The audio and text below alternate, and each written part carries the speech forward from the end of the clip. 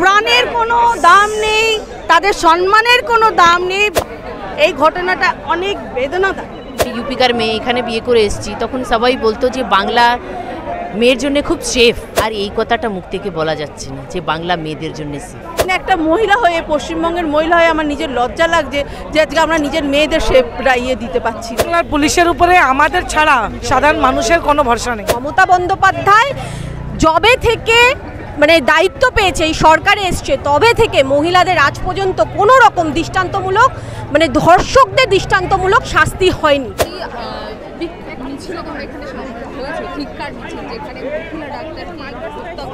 তারপরে আমরা দেখছি পরপর প্রমাণ লোপানোর চেষ্টা চলছে। ইতিমধ্যে যেই কেস মূলত সিবিআইয়ের হাতে চলে গেছে, কি বলবে এই বিষয় নিয়ে এই মুহূর্তে?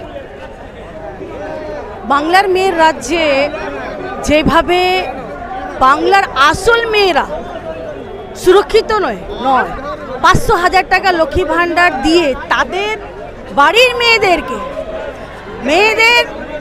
প্রাণের কোনো দাম নেই, তাদের সম্মানের কোনো দাম নেই। বারে বার এই পশ্চিমবাংলার দেবী পূজিত ভূমিতে আমরা বারে বার দেখেছি। এই জন্যে এখানকার মা বোনেরা এই সরকারকে ভোট দেয়নি কি নিজের সন্তানকে ঘর বাড়ি গয়না গাটি বিক্রি করে মানুষ করে তৈরি করছেন সমাজের সেবা করার জন্য। কিন্তু এখানে এই সরকারের আমলে দেখা যাচ্ছে বারে বার মহিলাদের উপরে অত্যাচার। যে আরজি করে একটা মহিলা ডাক্তার যেইভাবে নারকীয় অত্যাচার হত্যা করা, সত্যি আমরা অ্যাজ আ মহিলা হিসেবে আমরা অনেক দুঃখিত। এই ঘটনাটা অনেক বেদনাদায়ক। এই সরকার স্লোগান দেয় বাংলার নিজের মেয়েকে দেয়, তো বাংলা নিজের মেয়েকে চায়, কিন্তু বাংলা মেয়েরা কি চায় কোনোদিন উনি জানতে চাননি। বাংলার মেয়েরা সুরক্ষা চায়, শিক্ষা চায়, স্বাস্থ্য চায়, সম্মান চায়, মাথা উঁচু করে বাঁচতে চায়। সেটা দিতে ব্যর্থ এই সরকার বারে বার প্রমাণ হয়েছে। এই সরকারকে মানুষ অনেক আশা করে ভোট দেয়, কিন্তু বারে বার তাদেরকে ঠকানো হয়। আমরা চাই না এই ধরনের ঘটনা আরও এই পশ্চিমবাংলার ভূমিতে ঘটিত হোক। যার জন্যে এই নোংরা জঘন্য অপরাধ যারা করেছে তারা যেন দৃষ্টান্তমূলক শাস্তি পায়, তার বিরুদ্ধে আমরা প্রতিবাদ এবং ধিক্কার মিছিল জানাতে এসেছি। আমার বলার বক্তব্য হচ্ছে আমি এখানকার মেয়ে নেই, আমি ইউপিকার মেয়ে এখানে বিয়ে করে এসেছি, তখন সবাই বলতো যে বাংলা মেয়ের জন্য খুব সেফ, সব স্টেট থেকে সব থেকে বেশি বাংলার মেয়ের জন্য সেফ। কিন্তু এখন এইগুলো অবস্থা দেখে আর এই কথাটা মুখ থেকে বলা যাচ্ছে না যে বাংলা মেয়েদের জন্য সেফ। বাঙ্গাল মুখ্যমন্ত্রী আমাদের একটা মহিলা, তার সত্ত্বেও যদি এরকম হয় যে একটা মেয়েটা হাসপাতালে ইন্টার্নস আছে, কাজ করছে। হাসপাতালে মানুষ কিসের জন্য যায়? নিজে বাঁচাতে জন্য যায়, নিজের লাইফ বাঁচাতে জন্য যায়, যার অ্যাটেন্ডেন্স আছে তার জন্য যায়, বা যারা কাজ করে ওইখানে বা ইন্টার্নস করে ওইখানে কিসের জন্য? যে এটা আমার সেফ জায়গায়।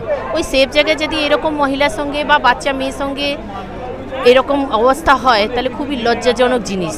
এটা আর মানুষ মেনে নিতে পারছে না, তাই জন্যে আমাদের এটা। আমরা স্বাস্থ্যমন্ত্রীকে এর জন্য ধিক্কার জানাই, যেখানে একটা মহিলা হয়ে মহিলাদের সেফ নেই। একটা বাচ্চা মেয়ে, যে মেয়েটা আজকে ধর্ষিত হয়েছে, ডাক্তার সে হলো আমার মেয়ের বয়সী আজকে করে। আমি কোনো রাজনৈতিক একটা মহিলা হয়ে, পশ্চিমবঙ্গের মহিলা হয়ে আমার নিজের লজ্জা লাগছে যে আজকে আমরা নিজের মেয়েদের সেফরা দিতে পারছি না। এর চেয়ে বড় লজ্জা না। ইমিডিয়েট আমরা স্বাস্থ্যমন্ত্রীর পদত্যাগ চাইছি, মুখ্যমন্ত্রীর পদত্যাগ চাইছি, যে উনি ঠিকমতো আমাদের নিরাপত্তা মহিলাদের দিতে পারছেন না। আজ না অনেকগুলো ইয়েতেই ওনার এই জিনিসটা বোঝা গেছে যে উনি যে অক্ষম দিতে, আমাদের নিরাপত্তা দিতে। এর চেয়ে আর বলার কিছু নেই, এখানে বলার ভাষা নেই। এই যে কাণ্ডটা হয়েছে এখানে আর কাউকে মানে বলে কিছু বোঝানো যাবে না। যার গেছে একমাত্র সে খুব ভালো বুঝছে, তার মা একমাত্র সন্তান, একটা ডাক্তারি পড়াতে গেলে অনেক খরচা, একটা মধ্যবিত্ত ফ্যামিলির তার সব কিছু বেচে করে সে ডাক্তার। আর সবচেয়ে বড় কথা, ডাক্তার সবাই হতে পারে না, পয়সা হয়তো অনেকের কাছে থাকে, কিন্তু ডাক্তার হওয়ার জন্য যে ট্যালেন্ট দরকার, আজকে সেই ট্যালেন্ট একটা ডাক্তার আমরা হারালাম। আর এমনিতেই আমাদের ডাক্তার আমার খুব কম, সেখানে আমরা একটা ডাক্তার হারালাম, এর চেয়ে দুঃখজনক কিছু নেই। আজকে তোমরা যে ধিক্কার মিছিলে শামিল হয়েছো, একদিকে আমরা গতকালই দেখেছিলাম যে প্রমাণ লোপাটের সমস্ত ব্যবস্থা করে তারপরে সিবিআই হাতে চলে যায় সম্পূর্ণ কেস। কতটা ভরসা রাখছে? পশ্চিমবাংলার পুলিশের উপরে আমাদের ছাড়া সাধারণ মানুষের কোনো ভরসা নেই, বিশেষ করে মেয়েদের কোনো নিরাপত্তা নেই।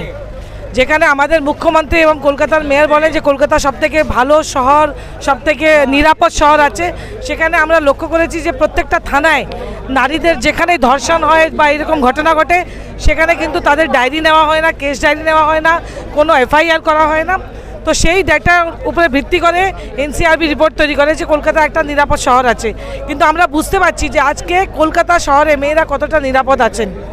একটা ট্রেনি ডক্টর তার 36 ঘন্টা ডিউটি করার পরে প্রথমে তো তার স্বাস্থ্যের জন্যে মুখ্যমন্ত্রীর কোনো মাথা ব্যথা ছিল না, এবং তারপরে ও একটু সেমিনার ঘরে গেছিল ঘুমাতে, একটু রেস্ট নিতে, সেখানে তার সঙ্গে এইরকম নৃশংসভাবে তার হত্যা করে দেওয়া হয়েছে। হ্যাঁ, যিনি প্রিন্সিপাল বলছিলেন যে কেন গেছিলেন, সেই প্রিন্সিপালটাকে সরিয়ে দিয়ে আবার 4 ঘন্টার মধ্যে আবার অন্য জায়গা তার চেয়ে বেশি ডেভেলপ, তার চেয়ে বেশি প্রমোশন করে ওনাকে ন্যাশনাল মেডিকেল কলেজে ওনার স্থানান্তরিত করা হয়েছে। তো ওভারঅল যা পিকচার আমরা দেখতে পাচ্ছি যে পশ্চিমবাংলায় মহিলারা মোটেই নিরাপদ নয়। বিগত 13 বছরের মধ্যে পার্ক স্ট্রিট থেকে শুরু করে এখন এই আরজি করে ঘটনা পর্যন্ত একটা লোকের শাস্তি হয়নি, একটা লোকের সাজা হয়নি। সেখানে দাঁড়িয়ে মহিলা মুখ্যমন্ত্রী আমাদের আছেন এবং সব থেকে অসুরক্ষিত আজকে কলকাতা শহর আছে। আজকে এই মিছিলের পরে আমরা রাত্রেবেলা আজকে সবাই আমরা মেয়েরা রাস্তায় নামবো, যে যেখানে আছে সেখানে নামবো, শঙ্খধ্বনি দিয়ে আমার সরকারের যে কান পর্যন্ত এই আওয়াজটা যায়, এই শঙ্খধ্বনি দিয়ে আমরা সরকারের জাগরণ করব। আজকে তোমরা যে ধিক্কার মিছিলে যোগদান করেছো, যে মহিলা ডাক্তারের সঙ্গে যে সেই বিষয়ে আমরা দেখলাম যে গতকালই প্রমাণ লোপানোর চেষ্টা করা হয়েছে অনেকভাবে, তারপরে ইতিমধ্যে মামলাটি সিবিআইয়ের হাতে তুলে দেওয়া হয়েছে। কি বিষয় নিয়ে? দেখুন, মমতা বন্দ্যোপাধ্যায় রবিবার অবধি সময় নিয়ে বিভিন্নভাবে দেখেছি প্রমাণ লোপাট করছে, এবং রবিবার দিন যখন সিবিআইয়ের হাতে যখন তদন্ত তুলে দিয়েছে তখনও আমরা দেখলাম ওখানে ভাঙচুর করে, ওখান থেকে যেখানে ঘটনাটা ঘটেছে সেখান থেকে মাত্র 50 মিটারের মতো ডিস্টেন্স হবে, সেখানে ভাঙচুর করে, দেয়াল ভাঙচুর করে সমস্ত প্রমাণ লোপাটের চেষ্টা করছে। মমতা বন্দ্যোপাধ্যায় জবে থেকে মানে দায়িত্ব পেয়েছে, এই সরকারে এসছে তবে থেকে মহিলাদের আজ পর্যন্ত কোনো রকম দৃষ্টান্তমূলক মানে ধর্ষকদের দৃষ্টান্তমূলক শাস্তি হয়নি। মহিলাদের নিরাপত্তা দিতে উনি ব্যর্থ হয়েছে, এরকম মুখ্যমন্ত্রীকে আমরা চাই না, ওনার পদত্যাগ দাবি করছি। আজকে পার্ক স্ট্রিট থেকে কামদনু সমস্ত জায়গায় ধর্ষণের কোনো দৃষ্টান্তমূলক শাস্তি নেই। আপনি যদি 3টে যদি দৃষ্টান্তমূলক শাস্তির নাম বলতে পারেন তাহলে আমরা বলবো না যে মমতা বন্দ্যোপাধ্যায় চলে যাক, কিন্তু দৃষ্টান্তমূলক কোনো শাস্তি হয়নি বলে উনি ধর্ষকদের হয়ে বরঞ্চ বিধানসভায় কথা বলতে দেখা গেছে। আমাদের মনে আছে শেখ শাহজাহানের হয়ে উনি বিধানসভায় দাঁড়িয়ে চিৎকার করেছিল। তো মুখ্যমন্ত্রী যখন ধর্ষকদের উকিল হয়ে যখন কাজ করবে তখন এই রাজ্যের মেয়েরা কিভাবে সুরক্ষিত থাকবে? এই রাজ্যের মেয়েদের যদি সুরক্ষা দিতে হয় তাহলে মমতা বন্দ্যোপাধ্যায়কে ইমিডিয়েটলি পদত্যাগ করতে হবে, কেন এই রাজ্যের স্বাস্থ্যমন্ত্রী উনি, পুলিশ মন্ত্রী উনি, মুখ্যমন্ত্রী উনি, ইমিডিয়েটলি ওনাকে পদত্যাগ করা উচিত। ওনার যদি দোকান যদি না কাটা থাকে তাহলে ওনার লজ্জা যদি এতটুকু থাকে তাহলে নিজে থেকে ইস্তফা দেওয়া উচিত। তাহলে এই মহিলাদেরকে রাস্তায় নামার দরকারই ছিল না। উনি এত নির্লজ্জ যে আজ পর্যন্ত উনি এই নিয়ে কোনো সময় এই বিবৃতি যেগুলো দিচ্ছিল সেগুলো সময় নষ্ট করে করে প্রমাণ লোপাট করে করে এই দেখুন আজকে মেয়েটা লাস্টটা অবধি জ্বালিয়ে দেওয়া হয়েছে। কিভাবে আর বাকি প্রমাণ করবে? সিবিআই তদন্ত করে তো যদি মেয়েটিকেই যদি না পায় তাহলে কত জায়গা থেকে কত রকমভাবে ভাবুন প্রমাণ লোপাটের জায়গা উনি করে দিয়েছে। এবং এর সাথে এই রাজ্য পুলিশের প্রত্যেকটি রাজ্য পুলিশও জড়িত। পুলিশ মন্ত্রী যেহেতু মমতা বন্দ্যোপাধ্যায়, ওনাকেও ইমিডিয়েটলি পদত্যাগ করুক, এটা আমরা চাই। এবং বাংলার মেয়েদের সুরক্ষা চাই। যদি সুরক্ষা প্রদান না করতে পারে তাহলে ইস্তফা দিক।